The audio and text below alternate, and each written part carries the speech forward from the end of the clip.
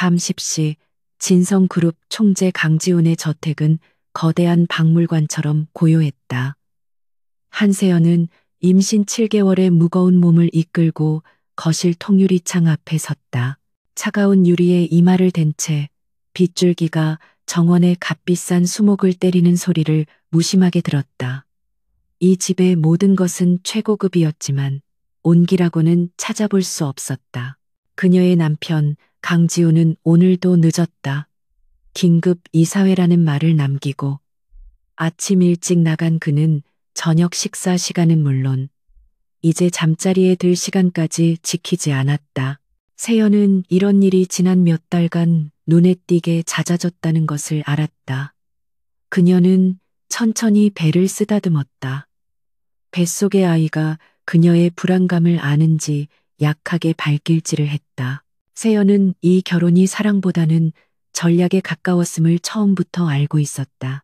아버지의 사업을 구하기 위한 정략 결혼이었지만 그녀는 강지훈이라는 남자를 이해하고 아내로서의 도리를 다하려 애썼다.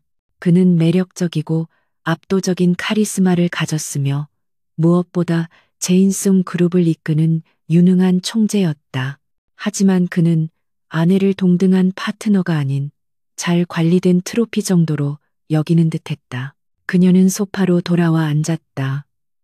거실은 그녀가 직접 고른 가구들로 채워져 있었지만 지금은 그 어떤 것도 위로가 되지 않았다. 시선이 현관 쪽으로 향했다. 자정이 다 되어갈 무렵 둔탁한 도어록 해제 소리와 함께 지훈이 들어섰다. 비에 젖은 최고급 맞춤 정장에서는 술과 담배 그리고 아주 희미하지만 분명한 여성용 향수 냄새가 섞여 풍겼다. 아직 안 잤어? 지훈이 무심하게 넥타이를 풀며 물었다. 그의 목소리에는 피곤함이 묻어났지만 아내를 향한 다정함은 없었다. 그는 세연의 부푼 배를 흘기 쳐다볼 뿐 다가와 안아주거나 상태를 묻지 않았다. 이것이 그들의 일상이었다. 세연은 억지로 미소를 지으며 일어섰다. 당신 기다렸죠. 식사는 하셨어요? 늦은 밤까지 회의가 힘들었겠어요. 그녀의 목소리는 침착했지만 그녀의 눈은 날카롭게 그의 셔츠 소매를 살피고 있었다. 늘 완벽하게 정돈되어 있던 남편에게서 느껴지는 미묘한 흐트러짐을 포착하기 위해서였다. 간단히 먹었어. 먼저 자지. 난 서재에 들렀다 갈 테니. 지훈은 그녀의 뺨을 건성으로 스치듯 만지고는 서재가 있는 2층으로 향했다. 그가 지나간 자리에 남은 낯선 향수 냄새가 세연의 코를 자극했다. 그것은 그녀가 쓰는 샤넬 넘버 5가 아니었다. 훨씬 더 강하고 관능적인 머스크 향이었다. 세연은 그 자리에 잠시 서 있었다. 심장이 차갑게 식어가는 기분이었다. 의심은 독처럼 퍼져나간다. 그녀는 남편의 외도를 의심하고 싶지 않았다. 특히 뱃속에 아이까지 가진 지금은 더욱 그랬다. 하지만 이성적인 판단이 감정적인 부정을 압도하기 시작했다. 그는 변했다. 확실히 변했다. 다음 날 아침 세연은 평소처럼 지훈의 아침 식사를 챙겼다. 그는 어젯밤의 피곤은 어디 갔는지 다시 완벽한 총재의 모습으로 돌아와 있었다.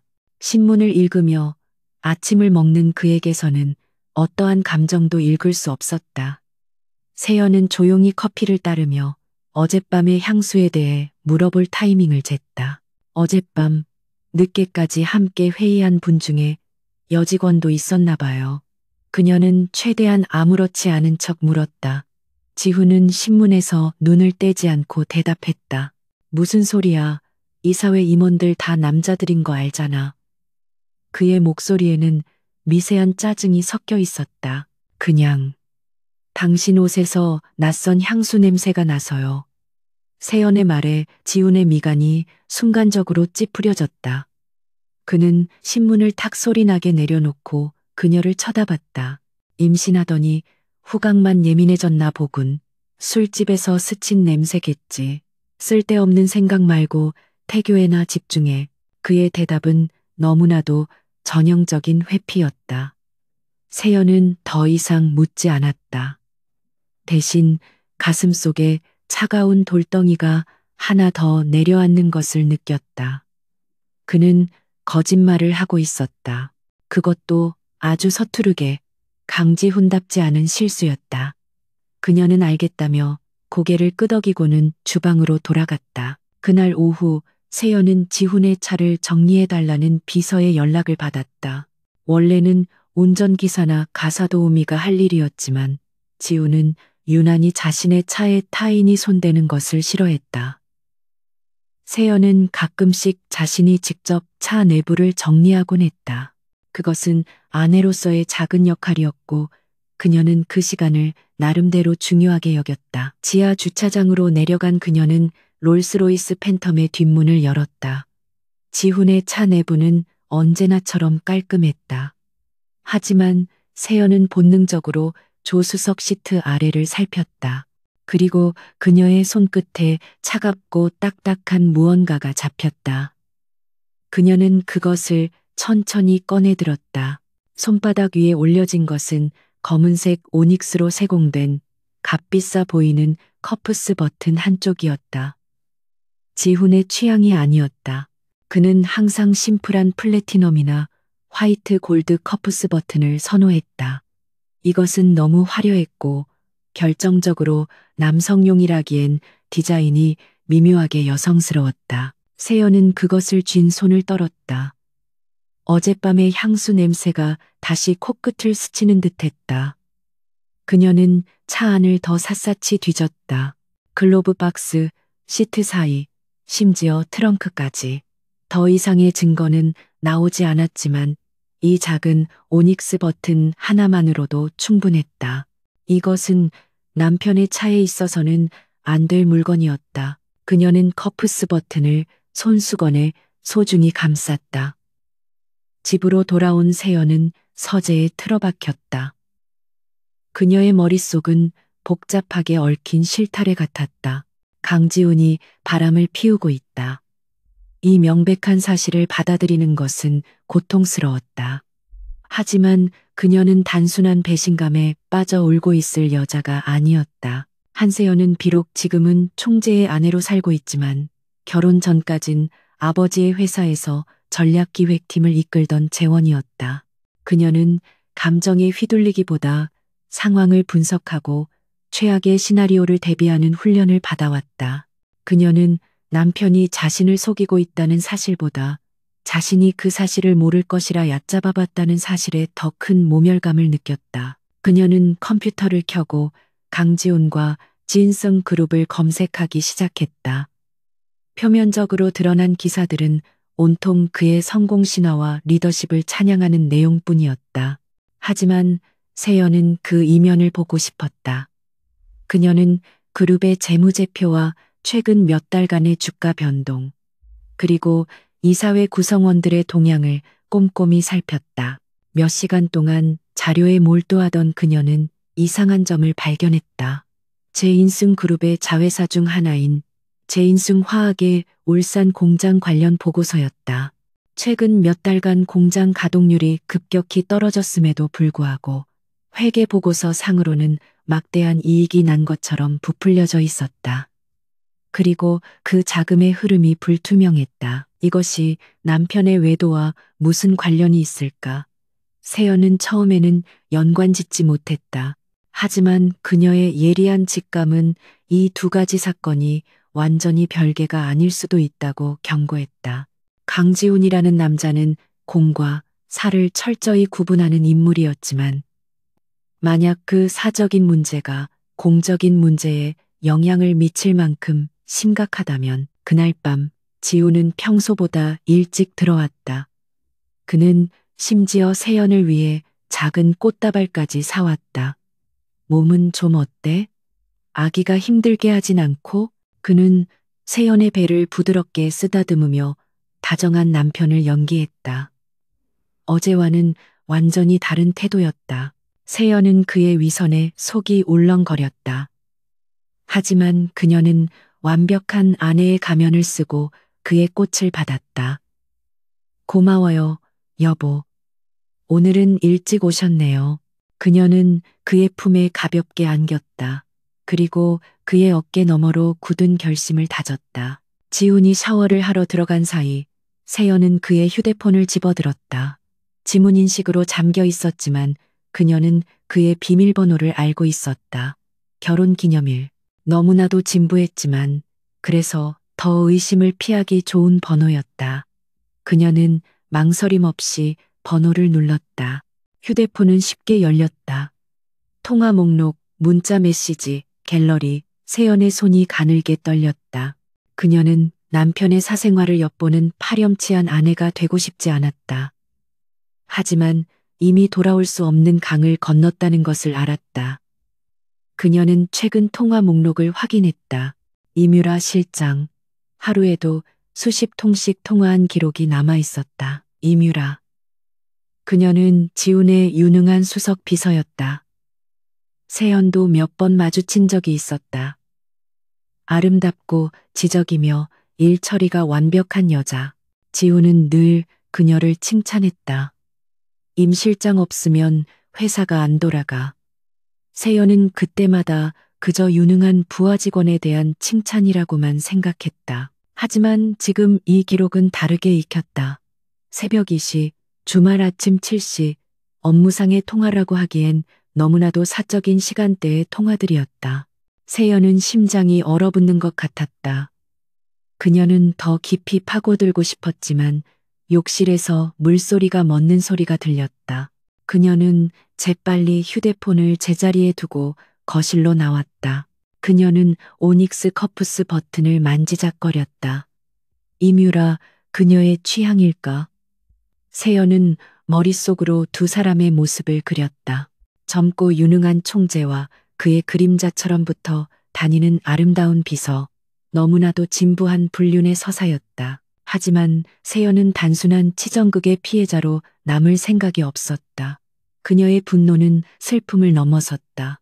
그것은 배신감에 대한 분노이자 자신을 기만한 강지훈과 이뮤라에 대한 분노였고 무엇보다 이 모든 것을 알면서도 아이를 위해 참고 살아야 할지도 모르는 자신의 처지에 대한 분노였다. 그녀는 결심했다. 이대로 주저앉아 눈물만 흘리고 있지는 않을 것이다. 만약 강지훈이 자신과 뱃속의 아이를 배신했다면 그 대가를 치르게 할 것이다. 하지만 그 전에 확실한 증거가 필요했다. 그리고 그녀의 직감이 말하고 있었다. 이것은 단순한 외도가 아닐지도 모른다고. 지인승 화학의 불투명한 자금 흐름과 이뮤라 실장, 그리고 이 오닉스 커프스 버튼. 이 모든 조각들이 하나의 거대한 그림을 그리고 있었다. 세연은 어둠 속에서 조용히 움직이기 시작했다. 그녀는 더 이상 순진한 아내가 아니었다. 그녀는 자신의 아이와 자신의 자리를 지키기 위해 싸울 준비가 된 차가운 전략가 한세연으로 돌아가고 있었다. 첫 번째 단계는 강지훈의 감시망을 피해 자신을 도와줄 사람을 찾는 것이었다. 그녀는 자신의 숨겨진 인맥을 떠올리기 시작했다. 다음 날 아침 세연은 남편보다 일찍 눈을 떴다. 뜬 눈으로 밤을 지새웠지만 이상하게도 정신은 얼음장처럼 차갑고 명료했다. 어젯밤까지만 해도 그녀를 짓누르던 슬픔과 배신감은 이제 차가운 분노와 명확한 결심으로 바뀌어 있었다. 그녀는 거울 속에 자신을 바라보았다. 7개월의 임산부, 연약해 보이는 모습이었지만 그녀의 눈빛은 이전과는 달랐다. 강지훈은 평소와 다름없이 아침 식사를 했다. 그는 간밤에 무슨 일이 있었냐는 듯 완벽한 남편의 얼굴을 하고 있었다. 오늘 저녁은 늦을 거야. 중요한 손님들과 미팅이 있어. 그는 세연의 이마에 가벼운 키스를 남기고 현관을 나섰다. 세연은 완벽한 아내의 미소를 지으며 그를 배웅했다. 너무 무리하지 마세요. 그녀의 목소리는 흔들림이 없었다. 지훈의 차가 사라지는 것을 확인한 세연은 곧바로 서재로 향했다. 지금부터 그녀는 강지훈의 아내 한세연이 아니라 전략가 한세연으로 돌아가야 했다. 그녀는 더 이상 남편의 자비나 진실을 기대하지 않았다. 자신의 손으로 직접 진실을 파헤쳐야 했다. 하지만 강지훈은 만만한 상대가 아니었다. 지인순 그룹의 총재, 그의 주변은 철통 같은 보안으로 둘러싸여 있었다. 그녀는 일반적인 흥신소나 사설 탐정을 이용할 수 없었다. 남편의 귀에 들어가는 순간 모든 것이 끝장이다. 그녀에게는 그림자처럼 움직이며 절대 발각되지 않을 최고의 전문가가 필요했다. 세연은 결혼 전 인맥을 떠올렸다. 아버지의 회사에서 일할 때 보이지 않는 문제들을 처리하던 한 남자의 이름이 스쳐 지나갔다. 그녀는 개인 금고에서 결혼 전부터 사용하던 대포폰을 꺼냈다. 2중, 3중으로 암호화된 구형 폴더폰이었다. 그녀는 이 전화기가 다시 필요하게 될 줄은 몰랐다. 그녀는 저장되어 있던 단 하나의 번호로 짧은 메시지를 보냈다. 조도현 씨, 도움이 필요합니다. 과거 한 회장 라인이었습니다. 그녀는 소파로 돌아와 앉았다. 거실은 그녀가 직접 고른 가구들로 채워져 있었지만 지금은 그 어떤 것도 위로가 되지 않았다. 시선이 현관 쪽으로 향했다. 자정이 다 되어갈 무렵 둔탁한 도어로 해제 소리와 함께 지훈이 들어섰다. 비에 젖은 최고급 맞춤 정장에서는 술과 담배, 그리고 아주 희미하지만 분명한 여성용 향수 냄새가 섞여 풍겼다. 세연은 임산부 요가 클래스에 간다는 핑계를 대고 집을 나섰다. 운전기사에게 요가 센터 앞에서 내려달라고 한 뒤 일부러 그를 돌려보냈다. 그녀는 곧장 택시를 잡아타고 지하철로 갈아타고 다시 택시를 타는 복잡한 과정을 거쳤다. 혹시라도 붙었을지 모를 감시를 따돌리기 위해서였다. 그녀의 배는 무거웠지만 발걸음은 단호했다. 약속 장소인 찻집은 금방이라도 쓰러질 듯 낡고 허름했다. 안으로 들어서자 퀴퀴한 곰팡이 냄새와 짙은 한약재 냄새가 코를 찔렀다. 가장 구석진 자리에 평범한 중년 남자의 모습을 한 조도현이 앉아 있었다. 그는 세연의 부푼 배를 보고도 표정 하나 변하지 않았다. 앉으시죠, 한세연 여사님. 아니, 지금은 강지훈 총재의 사모님이시군요. 그의 목소리는 쇳소리처럼 낮고 건조했다. 세연은 그의 맞은편에 앉았다. 제 신분은 중요하지 않아요. 의뢰할 일이 있습니다. 조도현은 찻잔을 천천히 들어 올렸다. 제인송 그룹의 강지훈. 대한민국에서 가장 감시하기 어려운 남자 중 하나입니다. 위험 부담이 크죠. 게다가 사모님은 곧 아이 엄마가 되실 분인데. 그는 세연의 의지를 시험하는 듯했다. 세연은 흔들리지 않았다. 그래서 조도현 씨를 찾은 겁니다. 위험한 일인 만큼 보수는 확실하게 하겠습니다. 남편의 사생활을 조사해 주세요. 그녀는 어제 차에서 발견한 오닉스 커프스 버튼을 손수건 채로 꺼내 테이블 위에 밀었다. 이게 단서입니다. 조도현은 커프스 버튼을 흘깃 쳐다보더니 다시 세연의 눈을 똑바로 바라봤다. 단순한 외도 문제입니까? 그런 일이라면 다른 곳을 알아보시죠. 전 그런 심부름은 안 합니다. 그의 말에는 날이 서 있었다. 단순한 외도가 아닐 수도 있습니다. 세연이 단호하게 말했다. 남편의 수석비서 이뮤라 실장, 두 사람의 관계가 의심됩니다. 하지만 그것뿐만이 아니에요. 지인숭 화학 울산 공장에 수상한 자금 흐름도 포착했습니다. 제 직감이 말하고 있어요. 이 모든 것이 연결되어 있다고. 그녀의 말에 처음으로 조도연의 눈빛이 미세하게 변했다. 그는 단순한 치정극에 휘말린 재벌가 사모님을 상대하는 것이 아님을 깨달았다. 그는 몸을 테이블 쪽으로 당겨 앉았다. 제인숭 화학이라면 최근 안전 문제로 말이 많았던 곳이군요. 맞아요. 남편은 무언가를 숨기고 있어요. 이뮤라 실장은 그 비밀의 일부일 뿐일지도 모릅니다. 저는 진실을 원해요. 그들이 무슨 짓을 하고 있는지 전부 다 알아내 주세요. 세연의 목소리에는 간절함과 동시에 강인함이 묻어났다. 조도연은 잠시 생각에 잠겼다. 강지훈을 건드리는 것은 벌집을 쑤시는 것과 같았다. 하지만 동시에 그의 피가 끓기 시작했다.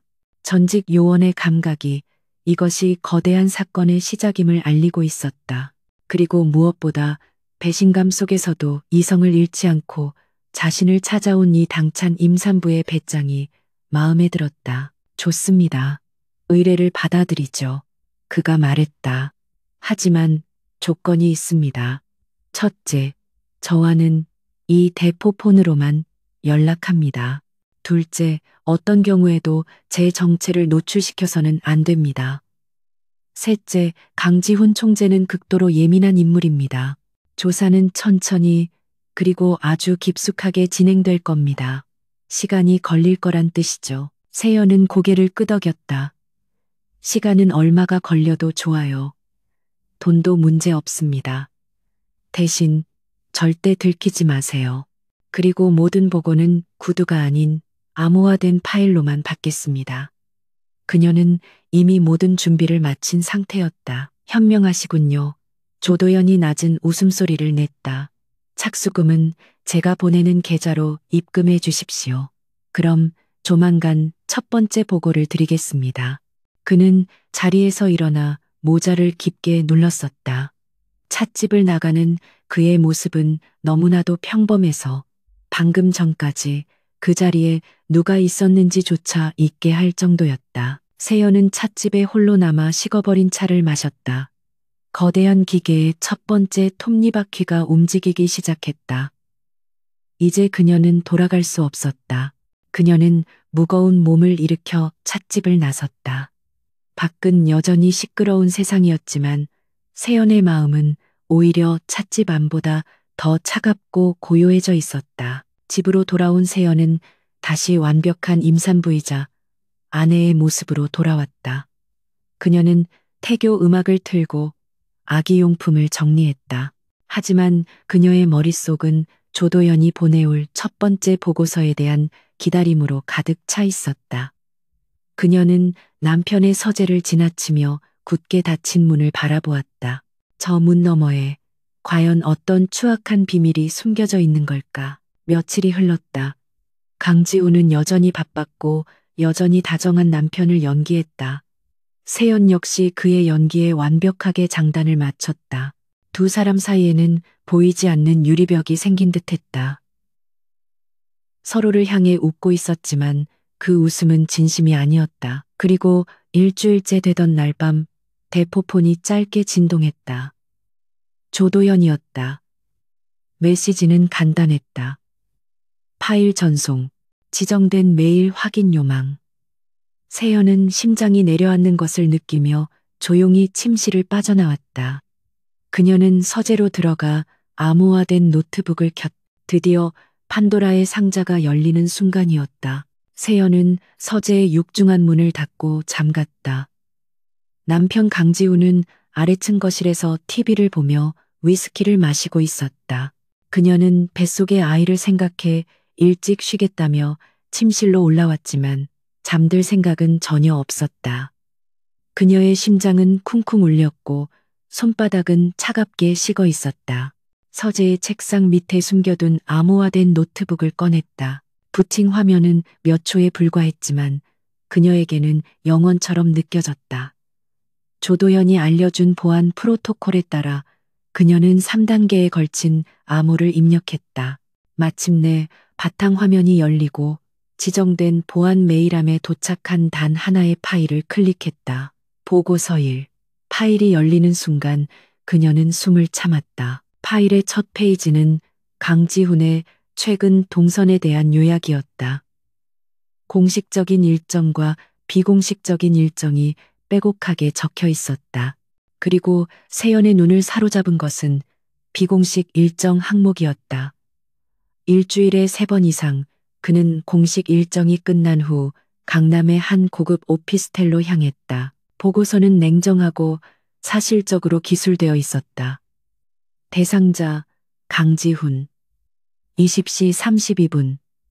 피타월 지하 주차장 도착. 20시 35분. 전용 엘리베이터 탑승. 20시 37분. 45층 펜트하우스 4501호 진입. 세연의 손가락이 마우스를 쥔 채 가늘게 떨렸다. 4501호.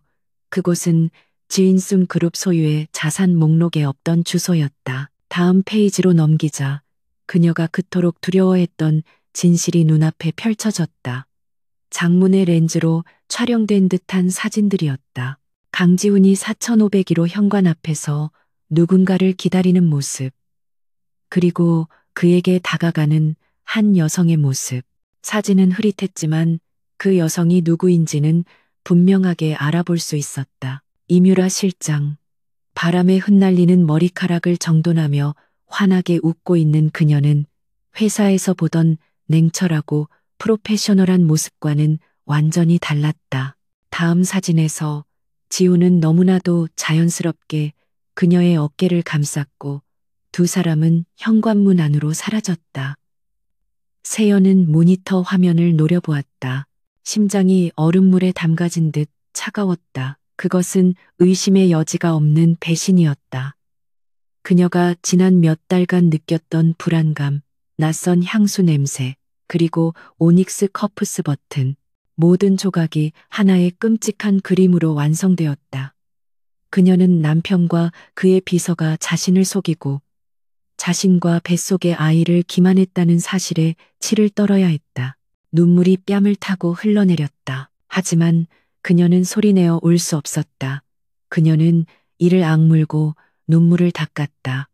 지금은 감정에 무너질 때가 아니었다. 그녀는 보고서의 다음 장을 넘겼다. 조도연은 그 펜트하우스에 등기부등본까지 첨부했다. 소유주는 유니버스 홀딩스라는 정체불명의 법인이었다. 지인숨 그룹과는 아무런 관련이 없는 설립된 지 6개월밖에 안 된 유령 회사였다. 세연은 잠시 혼란스러웠다. 불륜을 저지르기 위해 유령 회사까지 동원할 필요가 있을까? 강지훈 정도의 재력이라면 훨씬 더 간단하고 은밀한 방법이 많았을 것이다. 하지만 그녀는 곧 그 생각을 지웠다. 아마도 이뮤라에게 선물한 비싼 사랑의 보금자리일 것이고 자신의 흔적을 지우기 위한 강지훈 특유의 치밀함일 뿐이라고 애써 결론 내렸다. 그녀는 배신감에 몸을 떨며 파일을 스크롤했다. 조도연은 두 사람이 펜트하우스에서 나오는 시간까지 정확히 기록했다. 평균 체류 시간은 2시간에서 3시간 사이, 일주일에 3번, 마치 정기적인 약속처럼 정확한 패턴이었다. 그들은 무엇을 숨기기 위해 이토록 은밀하고 체계적으로 움직이는가? 세연은 다시 한번 이뮤라의 사진을 확대했다. 그녀는 항상 완벽했, 최고의 대학을 나왔고 5개 국어에 능통했으며 진숭 그룹의 그 어떤 남자 임원보다도 유능했다. 강지훈은 그녀를 내 오른팔이라고 불렀다. 세연은 그 말이 단순히 업무적인 칭찬이 아니었음을 이제야 깨달았다. 그녀는 남편의 오른팔이자 그의 연인이었던 것이다. 보고서의 마지막 부분에는 조도연의 간결한 분석 및 소견이 첨부되어 있었다. 그는 감정을 배제한 채 관찰된 사실만을 바탕으로 자신의 의견을 적었다. 두 사람의 관계는 단순한 직장 상사와 부하 직원의 관계를 넘어선 것으로 판단됨. 4501호 펜트하우스는 두 사람의 미래 장소일 가능성 농후함. 세연은 노트북을 덮으려다 멈칫했다. 보고서의 마지막 문장이 그녀의 눈길을 사로잡았다. 단, 특이사항 존재. 그녀는 마른 침을 삼키며 다음 페이지로 넘겼다. 조도연은 자신이 관찰한 이상한 점들을 나열하기 시작했다. 이것은 단순한 치정 관계 보고서가 아니었다. 특이사항 1. 만남의 패턴이 지나치게 규칙적임. 열정적인 연인들의 미래라기보다는 정기적인 비밀 회의에 가까운 인상을 줌. 두 사람의 신체 접촉은 현관을 드나들 때 외에는 거의 관찰되지 않았음. 세연의 미간이 좁혀졌다. 비밀회의, 특이사항이 4,501호는 완벽한 보안 시스템을 갖추고 있음. 외부에서의 도청 및 촬영이 거의 불가능한 구조.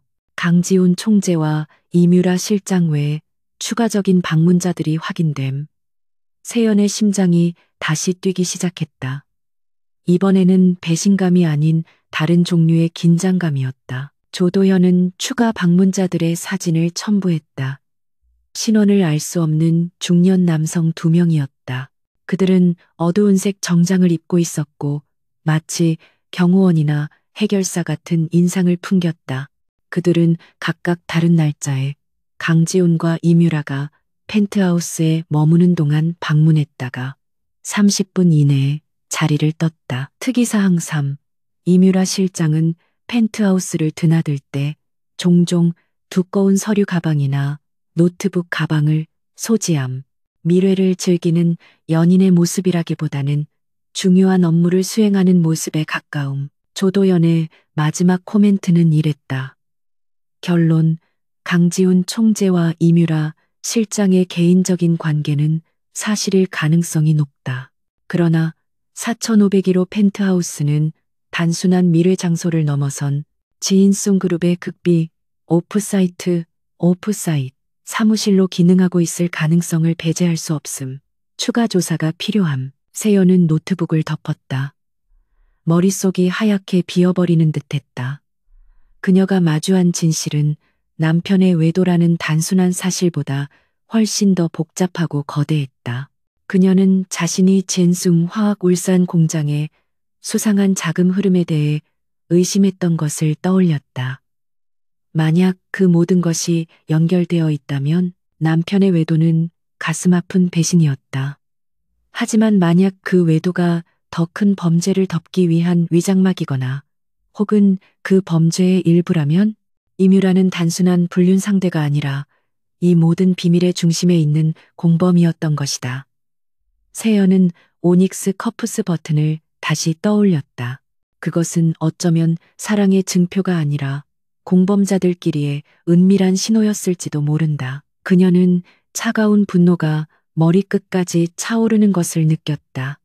강지훈은 그녀뿐만 아니라 지인승 그룹 전체, 그리고 어쩌면 법까지 기만하고 있을지도 몰랐다. 그녀는 더 이상 슬퍼하는 아내가 아니었다. 그녀는 거대한 음모의 실마리를 잡은 유일한 목격자였다. 그녀는 조도현에게 메시지를 보냈다. 추가 조사를 승인합니다. 4,501호를 방문한 다른 남자들의 신원을 밝혀주세요. 그리고 유니버스 홀딩스라는 유령 회사의 실체를 파헤쳐 주세요. 자금은 무제한으로 지원하겠습니다. 그녀의 손가락은 더 이상 떨리지 않았다. 그녀의 눈빛은 복수심을 넘어선 진실을 파헤치고야 말겠다는 차가운 결의로 불타고 있었다. 한세연의 일상은 그날 이후 물 위를 걷는 듯 아슬아슬한 긴장감 속에서 이어졌다. 그녀는 완벽한 아내이자 예비 엄마의 가면을 쓰고 그 누구도 그녀의 내면을 의심하지 못하도록 철저히 연기했다. 아침이면 남편의 넥타이를 골라주고 낮에는 태교에 좋다는 클래식 음악을 들었으며 저녁에는 강지훈의 피곤한 어깨를 주물러 주었다. 강지훈은 그런 세연의 모습에 완전히 방심한 듯 보였다. 그는 아내의 순종적인 태도를 당연하게 받아들였다. 어쩌면 그는 자신의 작은 일탈이 임신 중인 아내의 예민함을 자극했지만 이제는 안정을 되찾았다고 생각하는지도 몰랐다. 그는 세연의 부푼 배에 입을 맞추며 우리 아들, 아빠 닮아서 듬직하겠네 따위의 말을 하곤 했다. 세연은 그 위선적인 다정함을 참아냈다. 그녀의 마음은 이미 남편에 대한 기대를 버린 지 오래였다. 그녀의 머릿속은 온통 조도연이 보내온 보고서의 내용과 그가 준비할 다음 단계에 대한 생각뿐이었다. 조도연은 4,501호를 방문한 수상한 남자들의 신원을 빠르게 파악해냈다. 한 명은 전직 특수부대 출신으로 현재는 지인송 그룹의 보안팀장이라는 직함을 가진 조규성이었고 다른 한 명은 대형 로펌 소속의 변호사였다. 하지만 그것만으로는 부족했다. 4,501호 안에서 정확히 무슨 일이 벌어지는지 알 수 없었다. 그들이 나누는 대화의 내용을 알아야 했다. 세연은 며칠을 고민했다. 조도현에게 추가 조사를 의뢰하는 것은 곧 불법의 영역으로 한 걸음 더 들어가는 것을 의미했다. 그것은 강지훈이라는 거대한 상대를 정면으로 겨누는 칼날이 될 수도, 혹은 자신의 목을 겨누는 칼날이 될 수도 있었다. 그녀는 결심을 굳혔다. 뱃속의 아이를 위해서라도 이 진실을 덮어둘 수는 없었다. 그녀는 조도연에게 단 하나의 메시지를 보냈다. 내부 접근 필요, 수단과 방법을 가리지 말고. 이것은 사실상 도청을 지시하는 것이나 다름없었다. 그녀는 자신이 돌이킬 수 없는 강을 건너고 있음을 알았지만 망설이지 않았다. 조도현은 위험 부담이 극도로 높습니다. 발각시 사모님은 물론 저도 무사하지 못합니다라고 경고했다. 하지만 그는 동시에 이 일의 심각성을 본능적으로 감지하고 있었다. 이것은 단순한 재벌 총재의 불륜 추적이 아니었다. 그는 세연의 단호한 의지를 확인하고는 즉시 작전에 착수했다. 강지훈과 이뮤라는 철저했다. 4,501호 펜트하우스는 대한민국 최고 수준의 보안 설비를 갖추고 있었다. 하지만 조도연 역시 그 분야의 최고 전문가였다. 그는 정면 돌파 대신 가장 아날로그적인 방법을 택했다. 그는 펜트하우스의 배관 및 환기 시스템 도면을 입수했고 가장 취약한 지점을 찾아냈다. 며칠 뒤 조도현은 펜트하우스 위층에 빈집을 단기 임대했다. 그리고 한밤중에 특수 제작된 초소형 광섬유 마이크를 환기구를 통해 4,501호의 거실과 서재로 정확하게 밀어넣는데 성공했다. 이제 세연은 강지훈의 가장 은밀한 비밀을 엿들을 수 있게 되었다. 첫 번째 녹음 파일이 전송되어 온 날 밤, 세연은 서재에서 노트북 앞에 앉아 있었다. 그녀는 떨리는 손으로 헤드폰을 꼈다. 파일이 재생되자 익숙한 두 사람의 목소리가 흘러나왔다. 처음에는 강지훈과 이뮤라의 사적인 대화였다. 와인을 따르는 소리, 웃음소리, 그리고 서로를 애무하는 듯한 농밀한 속삭임. 자기야, 이번 주말에 홍콩 갈까? 새로 나온 백이 있다는데. 이뮤라의 교태 섞인 목소리. 좋지. 당신이 원하는 건 뭐든. 그 전에 처리할 일이 하나 있어. 강지훈의 낮은 목소리. 세연은 눈을 감았다. 심장이 차갑게 식었지만 눈물은 나오지 않았다. 이 배신감은 이미 예상했던 것이었다. 그녀가 기다리던 것은 그 다음이었다. 잠시 후 분위기가 급변했다. 두 사람의 목소리에서 방금 전의 농밀함은 사라지고 차갑고 날카로운 업무적인 톤이 흘러나왔다. 울산 공장 건말이야. 그 노조위원장 아직도 입을 놀리고 다닌다지? 강지훈의 목소리에는 살기마저 느껴졌다. 이뮤라가 침착하게 대답했다. 네, 총재님. 조규성 팀장이 몇 번 경고를 줬는데도 말을 듣지 않습니다. 환경단체랑 언론사에 제보하겠다고 버티고 있습니다. 세연은 숨을 죽였다. 최인숭 화학 울산 공장. 그녀가 처음 의심했던 바로 그곳이었다. 멍청한 놈. 강지훈이 혀를 차는 소리가 들렸다. 돈이 부족했나 보군. 조 팀장한테 전해. 이번에는 경고가 아니라 처리하라고. 쥐도 새도 모르게. 교통사고든 실족사든 깔끔하게. 세연은 자신의 귀를 의심했다. 처리하라는 말의 의미는 명백했다. 그녀는 공포에 질려 헤드폰을 벗으려다 간신히 참았다. 이야기는 이제 시작에 불과했다. 이뮤라가 다음 주제로 넘어갔다. 그리고 김 의원 쪽에서 추가 자금을 요구하고 있습니다. 이번 국정감사에서 울산 공장 문제를 덮어주는 대가로 기존 금액의 2배를 원합니다. 빌어먹을 하이에나 같은 놈. 강지훈이 욕설을 뱉었다. 당장 유니버스 홀딩스 계좌에서 뺏어줘. 대신 확실하게 약속받아. 이번 일만 잘 막아주면 다음 총선은 걱정 없게 해주겠다고. 세연은 온몸에 소름이 돋았다. 유니버스 홀딩스. 그 유령 회사는 불륜을 위한 것이 아니었다. 불법 정치 자금을 세탁하는 통로였다. 그들의 대화는 거침없이 이어졌다. 제인숭 화학 울산 공장에서 발생한 심각한 화학 물질 유출 사고. 그것을 은폐하기 위한 조직적인 움직임. 사고로 인해 병들어가는 공장 직원들과 인근 주민들. 그리고 그들의 입을 막기 위해 뿌려지는 검은 돈. 시사저널의 이충호 기자도 문제입니다. 이뮤라의 목소리가 다시 들렸다. 그자가 냄새를 맡았습니다. 지금 울산에서 피해자 가족들을 만나고 다닙니다. 강지우는 잠시 말이 없었다. 헤드폰 너머로 얼음을 깨무는 소리가 들렸다. 그 기자는 휴가를 좀 보내야겠군. 강지훈이 나직하게 말했다. 조용하고 아주 긴 휴가. 다시는 펜대 따위 잡을 생각 못하게 조 팀장에게 직접 지시해. 이번 일은 임 실장이 직접 챙겨. 그들의 대화는 더 이상 인간의 것이 아니었다. 세연은 헤드폰을 벗어던졌다. 그녀는 서재 바닥에 주저앉아 거친 숨을 몰아쉬었다. 위액이 역류하는 듯한 구역질이 치밀었다. 그녀가 마주한 진실은 남편의 외도 따위가 아니었다. 그것은 거대하고 추악한 범죄의 소굴이었다. 그녀가 사랑했던 혹은 사랑한다고 믿었던 남편 강지우는 괴물이었다. 제인숭 그룹이라는 제국을 유지하기 위해 그는 불법 자금 세탁, 정치인 매수, 폭력 교사, 그리고 이제는 살인 교사까지 서슴지 않고 있었다. 이뮤라는 단순한 불륜 상대가 아니라 이 모든 범죄의 핵심 공범이었다. 세연은 차갑게 식은 손으로 자신의 배를 감쌌다. 뱃속의 아이가 불안한 듯 세차게 발길질을 했다. 그녀는 더 이상 물러설 곳이 없었다.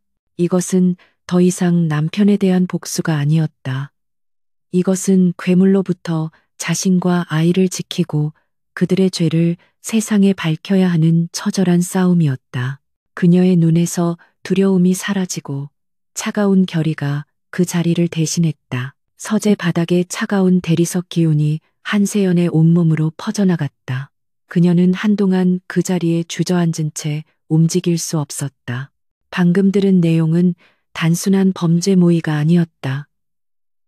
그것은 인간의 생명과 존엄성을 아무렇지 않게 짓밟는 악마들의 대화였다. 그녀가 한때 사랑했다고 믿었던 남편, 강지훈의 진짜 얼굴이었다. 구역질이 치밀었지만 임신으로 인한 입덕과는 차원이 다른 영혼에서부터 올라오는 혐오감이었다. 그녀는 간신히 몸을 일으켜 세면대로 가 찬물로 얼굴을 씻었다. 거울 속에 비친 자신의 얼굴은 핏기 하나 없이 창백했다. 하지만 그녀의 눈은 그 어느 때보다도 차갑고 단단하게 불타고 있었다. 남편의 외도. 그것은 이제 이 거대한 악의 산 앞에서 먼지처럼 사소한 일이 되어버렸다. 오닉스 커프스 버튼은 그저 추악한 진실의 입구에 불과했다. 진짜 비극은 제인숭 화학 울산 공장에서 벌어지고 있었다. 그리고 그 비극을 지휘하는 오케스트라의 지휘자는 바로 그녀의 남편 강지훈이었다. 그녀는 다시 서재로 돌아와 노트북 앞에 앉았다. 조도연에게 연락을 해야 했다. 그녀의 손가락은 더 이상 떨리지 않았다. 파일 확인. 이것은 시작에 불과. 그녀는 짧은 메시지를 보냈다. 그리고 곧바로 다음 지시를 내렸다. 제인숭 화학 울산 공장. 관련 자료 모두 필요. 유출 사고, 원본 보고서, 피해자 명단, 그리고 처리 대상자들의 현재 상태. 조도연의 답장은 신속했지만 그 역시 이번 일의 무게감을 느낀 듯했다. 사모님, 이것은 경찰이나 검찰이 감당할 수준이 아닐 수도 있습니다. 제인숭이 아니라 그 뒤에 더 큰 무언가가 있을 수 있습니다. 그의 경고는 타당했다. 알고 있습니다. 세연이 답했다. 그래서 조도연 씨가 필요합니다. 그들의 손이 닿지 않는 곳에 증거를 원합니다. 유니버스 홀딩스의 자금 흐름을 역추적해 주세요. 그 돈이 어디서 와서 누구에게 흘러갔는지 단 1원도 놓치지 말고. 그날 밤을 기점으로 세연과 조도연의 관계는 단순한 의뢰인과 탐정의 관계를 넘어섰다. 그들은 거대한 괴물의 심장을 겨누는 공범자가 되었다. 세연은 낮에는 여전히 다정한 아내 행세를 했다. 뱃속의 아이를 위해 유기농 음식을 챙겨 먹고 출산 준비물을 챙겼다. 하지만 밤이 되면 그녀는 진숭그룹의 총수 강지훈보다 더 차가운 전략가가 되었다. 조도연의 능력은 상상 이상이었다. 그는 전직 NIS 요원이라는 명성에 걸맞게 자인승그룹의 철통 같은 보안망을 뚫고 정보를 빼내기 시작했다. 며칠 뒤 두 번째 암호화된 파일이 도착했다. 이번에는 녹음 파일이 아니었다. 그것은 진승 화학의 내부 보고서 원본이었다. 파일을 여는 순간 세연은 코를 찌르는 듯한 화학 약품 냄새를 맡는 듯했다. 보고서는 충격적이었다. 6개월 전 울산 공장의 노후화된 저장 탱크에서 치명적인 유독성 화학 물질이 대량으로 유출되었다. 사고는 한밤중에 일어났고 공장 측은 이 사실을 즉각 은폐했다. 보고서에는 사고로 인해 급성 중독 증상을 보인 현장 근로자들의 명단이 적혀 있었다. 그리고 그들의 이름 뒤에는 퇴사, 개인 사유, 혹은 산재 처리, 경미한 부상라고 적혀 있었다. 하지만 조도연이 추가로 첨부한 파일에는 그들의 현재 상태가 기록되어 있었다. 그들 대부분은 원인 모를 질병으로 병상에 누워 있거나 이미 사망한 상태였다. 강지훈과 이뮤라는 이 모든 것을 알고 있었다. 아니, 그들이 직접 지시한 것이었다. 그들은 막대한 자금을 투입해 언론을 막고 정치권을 매수했으며 피해자들의 입을 막았다. 그리고 그 자금은 사고 수습 및 환경 정화 비용이라는 명목으로 부풀려져 유니버스 홀딩스를 통해 비자금으로 세탁되고 있었다. 세연은 이가 갈렸다. 남편의 외도에 대한 배신감은 이미 사라진 지 오래였다. 이제 그 자리에는 죽어간 사람들에 대한 죄책감과 이 모든 악행을 저지른 자들에 대한 참을 수 없는 분노만이 남았다. 그녀는 다음 녹음 파일을 열었다. 강지훈과 이뮤라의 목소리는 그 어느 때보다도 냉정했다. 김 의원에게 돈을 더 찔러줘. 이번 일만 잘 막으면 제인승이 그의 든든한 뒷배가 되어줄 거라고 확실히 말해. 강지훈이 말했다. 알겠습니다, 총재님. 이뮤라가 대답했다. 그런데 박 공장장과는 어떻게 할까요? 그가 슬슬 눈치를 챈 것 같습니다. 자신이 모든 것을 뒤집었을 수도 있다는 걸 세연은 숨을 죽였다. 박 공장장. 그는 진숭그룹에 30년을 헌신한 강지훈의 아버지 때부터 일해온 충직한 인물이었다. 강지훈은 잠시 침묵했다. 그리고 이어진 그의 말은 세연의 등골을 오싹하게 만들었다. 박 공장장. 충성심 하나는 쓸만했지. 하지만 이제 쓸모가 다했어. 그의 목소리에는 어떠한 감정도 실려 있지 않았다. 임 실장이 알아서 정리해. 그가 모든 책임을 지고 자살한 것처럼 꾸미는 게 가장 깔끔하겠지. 가족들에게는 두둑한 보상금을 챙겨주고 지인승은 마지막까지 의리를 지키는 기업이 되어야 하니까. 세연은 입을 틀어막았다. 이것이 충격적인 진실의 실체였다. 남편의 외도는 이 거대한 범죄를 가리기 위한 연막에 불과했다. 강지훈과 이뮤라는 단순한 불륜 관계가 아니었다. 그들은 피비린내 나는 범죄를 함께 저지르고 서로의 알리바이가 되어주며 거대한 부와 권력을 탐닉하는 완벽한 범죄 파트너였다. 그들은 자신들의 제국을 위해 충직한 부하 직원을 정리하고 무고한 노동자들을 죽음으로 내몰았으며 그들의 피로 쌓아 올린 돈으로 호의호식하고 있었다. 그리고 그들은 이 모든 계획이 실패할 경우를 대비해 박 공장장이라는 희생양을 준비해 두고 있었던 것이다. 세연은 더 이상 망설일 수 없었다. 이것은 단순한 이혼 소송으로 끝날 일이 아니었다. 이것은 전쟁이었다. 그녀는 조도연에게 마지막 지시를 내렸다. 증거는 충분합니다. 이제 이 모든 것을 세상에 터뜨릴 계획을 세워야 합니다. 하지만 그 전에 제 아이와 저의 안전부터 확보해야겠습니다. 그녀는 자신의 배를 감싸 안았다. 뱃속의 아이는 이 모든 진실을 아는지 모르는지 고요히 잠들어 있었다. 아가야, 그녀가 나직하게 속삭였다. 엄마가 이 더러운 세상에서 너를 지켜줄게. 그리고 이 괴물들에게 반드시 심판을 받게 할 거야.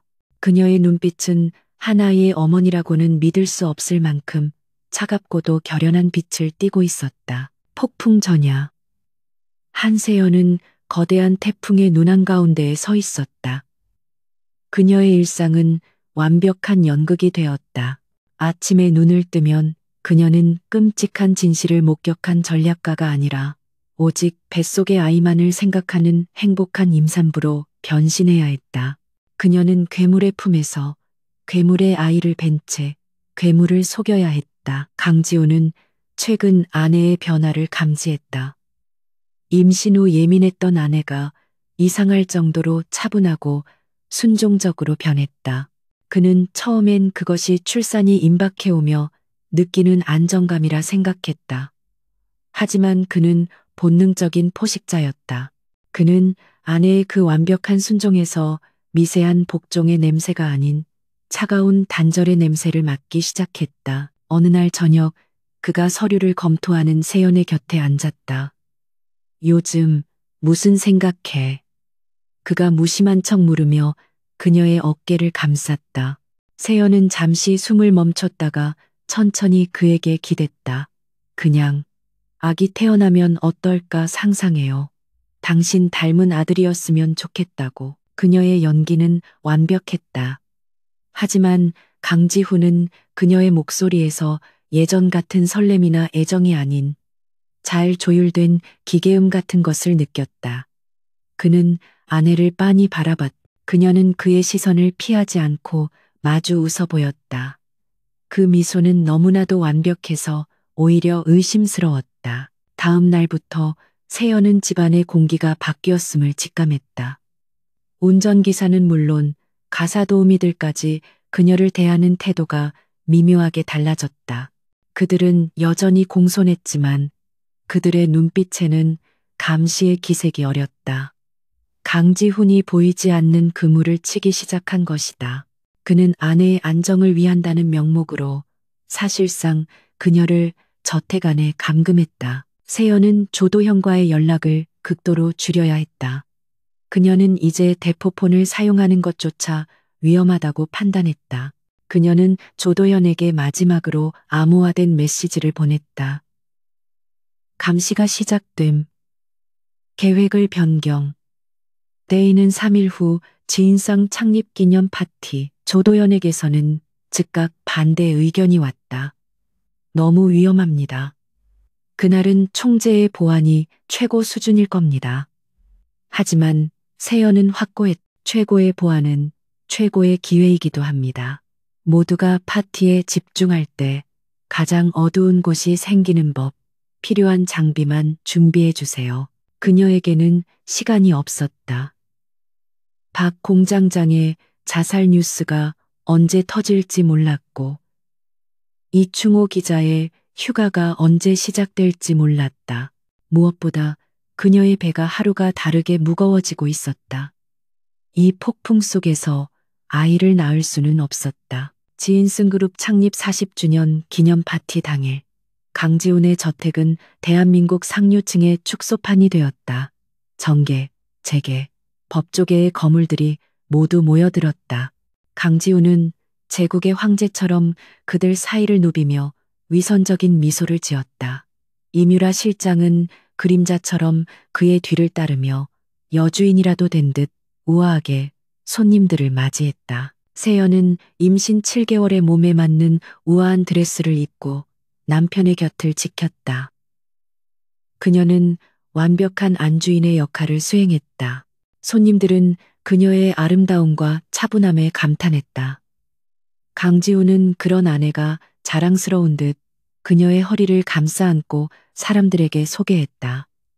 제 아내입니다. 그리고 곧 태어날 제 아들이죠. 아무도 그 완벽한 부부의 가면 뒤에 숨겨진 썩은 내를 맞지 못했다. 세연은 사람들 틈에서 이뮤라와 눈이 마주쳤다. 이뮤라는 그녀를 향해 승리자의 여유로운 미소를 지어 보였다. 세연 역시 그녀를 향해 희미하게 웃어주었다. 그 미소의 의미를 아는 사람은 아무도 없었다. 파티가 절정에 달할 무렵 세연은 현기증이 나는 척 이마를 짚었다. 여보, 저 몸이 좀 안 좋아서 먼저 좀 쉬어야겠어요. 강지훈의 미간이 잠시 찌푸려졌지만 곧 걱정스러운 남편의 얼굴로 돌아왔다. 그래, 무리하지 말고. 조 팀장, 사모님 침실까지 모셔다 드려. 조규성 팀장. 4,501호 펜트하우스를 드나들던 강지훈의 충견이었다. 그가 세연을 부축하려 다가왔다. 사모님, 괜찮으십니까? 그의 눈빛은 경호원의 그것이라기엔 너무 차갑고 날카로웠다. 고마워요. 하지만 혼자 갈 수 있어요. 세연은 그의 손을 정중하지만 단호하게 밀어냈다. 그녀는 2층의 침실로 향했다. 하지만 그녀가 향한 곳은 부부 침실이 아니었다. 그녀는 복도를 지나 저택의 가장 안쪽에 있는 남편의 개인 서재로 향했다.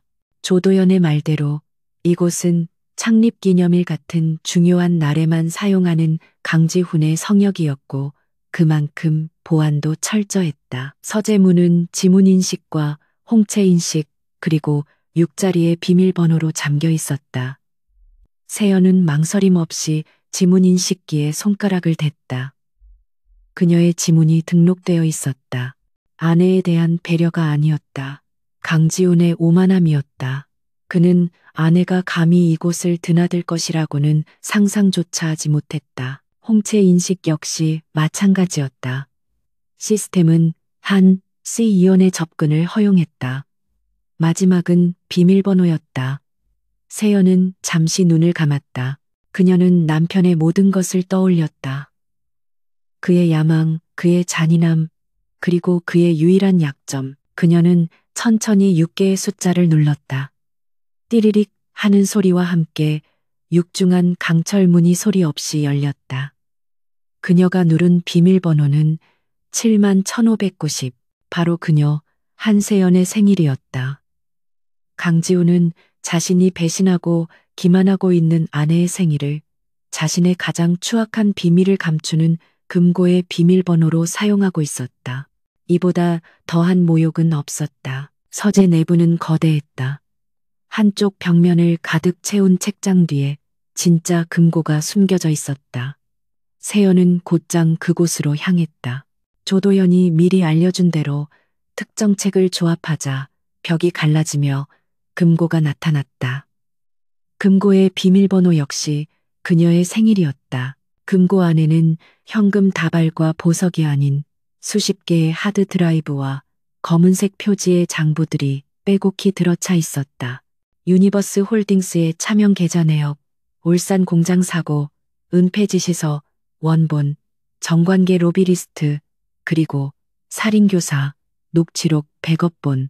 강지우는 자신의 범죄 기록을 전리품처럼 보관하고 있었다. 세연은 가방에서 조도연이 준 초고속 데이터 복제 장치를 꺼냈다. USB 포트에 꽂자마자 수 테라바이트에 달하는 데이터가 복제되기 시작했다. 10%, 30%. 시간은 영원처럼 흘러갔다. 아래층의 소란스러운 음악 소리가 아득하게 들렸다. 그때였다. 95%, 98%. 복제가 거의 완료되던 순간 서재 밖 복도에서 무거운 발걸음 소리가 들려왔다. 조규성 팀장의 목소리였다. 사모님, 침실에 안 계시던데. 혹시 서재에 계십니까? 세연의 심장이 멎는 듯했다. 복제 완료를 알리는 작은 불빛이 깜빡였다. 그녀는 재빨리 USB를 뽑아 드레스 안에 숨겼다. 그리고 장부 하나를 꺼내 들었다. 사모님, 대답하세요. 문을 두드리는 소리가 거칠어졌다. 지문 인식을 시도하는 소리가 들렸다. 세연은 금고 문을 닫고 책장을 원위치로 돌렸다. 그리고 서재 문을 향해 천천히 걸어갔다. 문이 열리고 조규성의 굳은 얼굴과 마주쳤다. 사모님, 여기서 뭘? 그의 눈은 서재 안을 샅샅이 훑고 있었다. 세연은 아무렇지 않은 척 손에 들고 있던 장부를 들어보였다. 남편에게 줄 서류를 찾고 있었어요. 그런데 이게 무슨 장부죠? 유니버스 홀딩스라니. 처음 듣는 이름인데 그녀는 가장 순진하고 어리석은 아내의 얼굴을 하고 있었다. 조규성의 눈빛이 흉흉하게 빛났다. 그 장부는 강지훈이 가장 공들여 숨긴 비자금 리스트 원본 중 하나였다. 세연은 지금 호랑이 굴에 제 발로 들어간 것이나 다름없었다. 조규성이 한 걸음 다가섰다. 사모님, 그건. 그의 손이 세연의 손목을 향했다. 총재님께서 보시면 안 되는 서류입니다. 이리 주시죠. 그의 목소리는 협박에 가까웠다. 세연은 뒷걸음질 쳤다. 왜 안 되죠? 난 강지훈 총재의 아내예요. 남편의 서류를 보는 게 뭐가 문제죠? 그녀의 목소리는 공포에 질린 듯 가늘게 떨리고 있었다. 그러나 그것은 모두 연기였다. 그녀의 손은 드레스 속에서 제인송 그룹 전체를 무너뜨릴 USB를 굳게 쥐고 있었다. 폭풍은 이제 피할 수 없게 되었다. 사모님, 조규성의 목소리는 쇠처럼 차가웠다. 그건 총재님의 개인 서류입니다. 이리 주시죠. 그가 한 걸음 다가서며 손을 뻗었다. 그의 눈빛은 더 이상 경호원의 것이 아니었다. 그것은 주인의 명령을 수행하는 충견의 위협적이고 무자비한 눈빛이었다.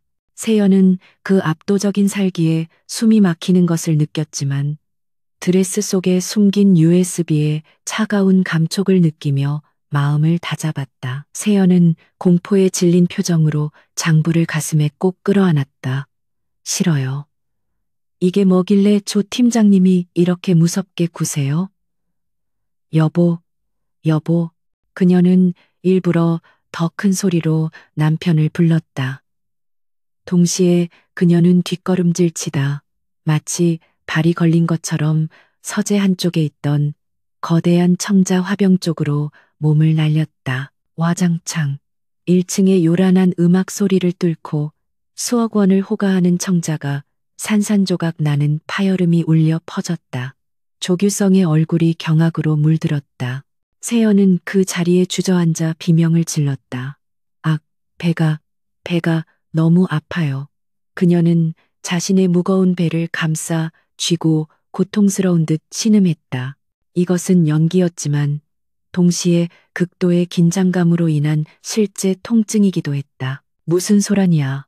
육중한 서재문이 거칠게 열리고 강지훈이 파티의 주인공다운 위엄과 짜증이 뒤섞인 얼굴로 들어섰다. 그의 뒤로 상황을 파악하려는 듯 날카로운 눈빛의 이뮤라와 몇몇 손님들의 호기심 어린 얼굴이 보였다. 지훈의 눈은 산산조각 난 청자와 주저앉은 아내 그리고 굳어버린 조규성을 차례로 훑었다. 여보, 세연이 울음을 터뜨리며 지훈을 향해 손을 뻗었다. 조 팀장님이 내가 이 장부를 봤다고 갑자기 이걸 뺏으려고 했어요. 너무 무서워서. 배가. 그녀는 완벽하게 겁에 질린 연약한 임산부의 모습이었다.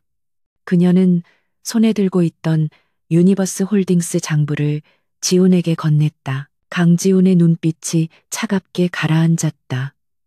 그는 아내가 건넨 장부를 받아들고 그 표지를 확인했다. 그리고 조규성을 노려보았다. 그의 분노는 아내를 위협한 부하에 대한 것인지 아니면 자신의 비밀이 노출될 뻔한 것에 대한 것인지 알 수 없었다. 조규성. 감히 내 아내에게 손을 대려 한 건가? 총재님, 그게 아니라 사모님께서 금고를. 조규성이 다급하게 해명하려 했지만 지우는 그의 말을 잘랐다. 닥쳐, 당장 내 눈앞에서 사라져. 그는 손님들 앞에서의 체면을 유지해야 했다. 그는 조규성에게 험악한 눈빛을 보낸 뒤 세연을 부축해 일으켰다. 괜찮아? 의사를 부르지. 그의 목소리는 다정했지만 그녀를 부축하는 손의 악력은 위협적일 정도로 강했다. 아니에요.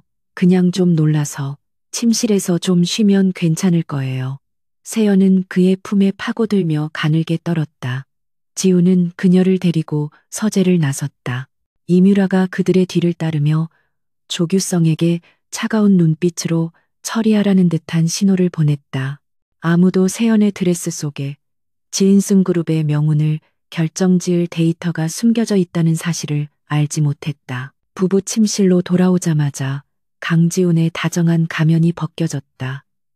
그는 세연을 침대 위에 거칠게 내려놓았다. 대체 무슨 짓이야? 왜 내 서재에 들어갔지? 금고는 어떻게 열었고? 그의 목소리는 얼음장 같았다. 그는 아내가 단순한 호기심으로 그곳에 간 것이 아님을 직감했다. 세연은 여전히 울먹이며 대답했다. 당신 서류를 찾다가 문이 열려 있길래. 그리고 비밀번호는 내 생일이잖아요. 그녀의 대답에 지훈은 순간 말을 잃었다. 자신의 오만함이 부른 실수였다. 그는 세연이 그저 겁에 질려 우연히 장부를 발견했을 뿐이라고 스스로를 납득시키려 했었다. 쓸데없는 짓 하지 마. 당신은 태교에나 신경 써. 지우는 장부를 들고 방을 나가려 했다. 바로 그때 세연이 다시 한번 고통스러운 신음을 내뱉었다. 아, 안 돼, 여보. 정말, 정말 아파요. 이번에는 연기가 아니었다. 극도의 스트레스가 조산을 유발한 것이다. 강지훈의 얼굴이 창백해졌다. 그에게 중요한 것은 아내가 아니라 그의 후계자였다. 당장 구급차 불러. 조 팀장, 병원 수배해. 저택은 다시 한번 혼란에 휩싸였다. 파티는 중단되었고 세연은 들것에 실려 구급차에 올랐다. 조규성이 그녀의 곁에 동승했다. 강지훈은 남아서 손님들을 수습해야 했다. 절대 한눈 팔지 마. 아내와 아이에게 무슨 일이라도 생기면 넌 끝이야. 지훈의 마지막 경고가 조규성의 귓전을 때렸다. 구급차가 사이렌을 울리며 저택을 빠져나갔다. 조규성은 세연의 침대 옆에 앉아 그녀를 감시했다. 세연은 식은땀을 흘리며 고통스럽게 숨을 몰아쉬었다. 물 좀. 그녀가 가늘게 속삭였다. 조규성이 무표정한 얼굴로 운전석의 구급 대원에게 물을 요청했다. 구급 대원이 뒤를 돌아보며 물병을 건네는 순간 그의 손에서 전기 충격기가 번쩍였다. 찌익. 조규성은 비명조차 지르지 못하고 그대로 고꾸라졌다. 세연은 고통 속에서도 눈을 떴다. 구급대원. 아니, 조도현의 팀원이 그녀를 향해 고개를 끄덕였다. 한세연 씨. 조도현 씨가 기다리고 있습니다.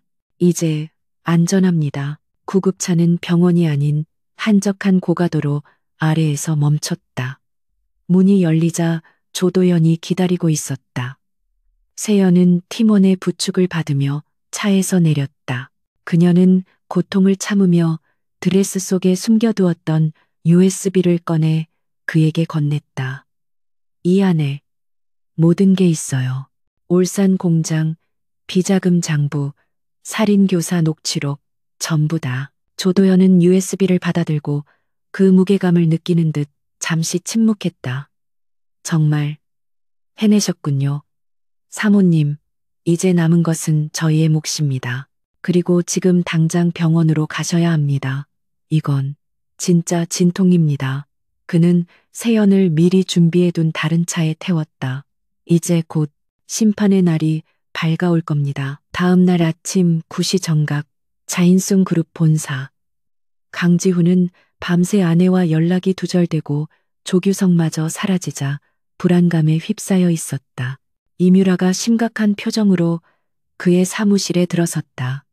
총재님, 아무래도 그 순간 로비의 모든 TV 화면과 임원실의 모니터가 일제히 검은색으로 변했다가 긴급 속보 화면으로 바뀌었다. 속보, 지인승그룹, 울산 공장 유독물질, 유출 은폐 및 살인교사 정황 포착. 앵커의 격앙된 목소리와 함께 강지훈의 목소리가 사무실에 울려 퍼졌다. 처리해, 쥐도 새도 모르게, 교통사고든 실족사든 깔끔하게. 이뮤라의 목소리도 이어졌다.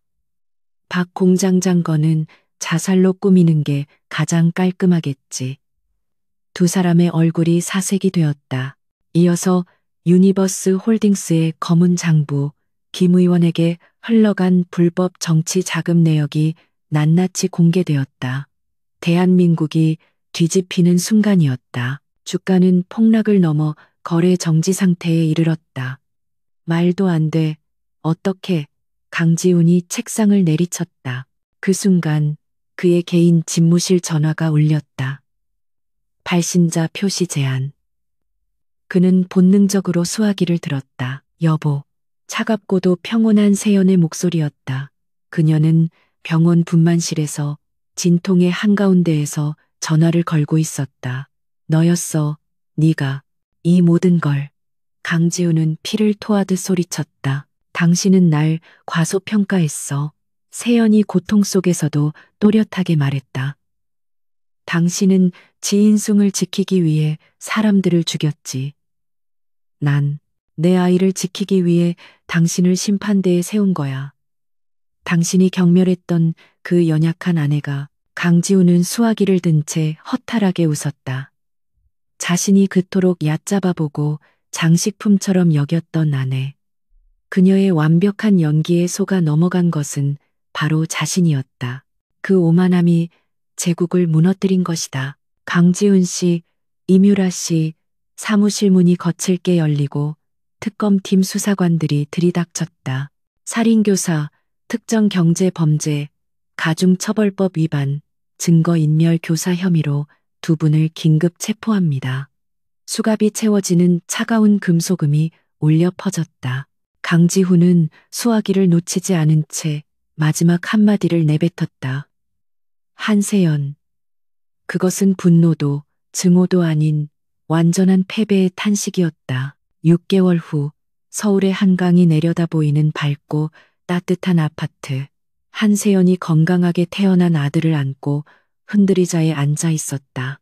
TV에서는 제인송 그룹의 구조 조정 소식이 흘러나오고 있었다. 강지훈과 이뮤라는 1심에서 무기징역을 선고받았다. 관련자들 역시 모두 법의 심판을 받았다. 조도연이 평범한 양복 차림으로 들어섰다. 한 대표님. 울산 공장 피해자 보상기금 오늘부로 이사회 최종 승인됐습니다. 지인성 화학은 매각하고 그 대금 전액이 기금으로 투입될 겁니다. 세연은 아들의 작은 손을 만지며 고개를 끄덕였다. 그녀는 이혼 소송을 통해 강지훈의 모든 지분을 회수했고 아버지에게 물려받은 지분과 합쳐 제인송 그룹의 최대 주주가 되었다. 그녀는 그룹을 해체하고 피해자들에게 보상하며 건강한 기업들만 남기는 정화 작업을 이끌고 있었다. 고마워요, 조 실장님. 이제 정말 시작이네요. 그녀가 아들을 바라보며 부드럽게 미소 지었다. 그녀는 더 이상 누군가의 아내가 아니었다. 그녀는 하나의 어머니이자 거대한 책임을 짊어진 리더였으며 스스로의 힘으로 진실을 밝혀낸 강인한 생존자였다. 끔찍했던 밤이 지나고 그녀와 아이 앞에는 새로운 아침이 밝아오고 있었다.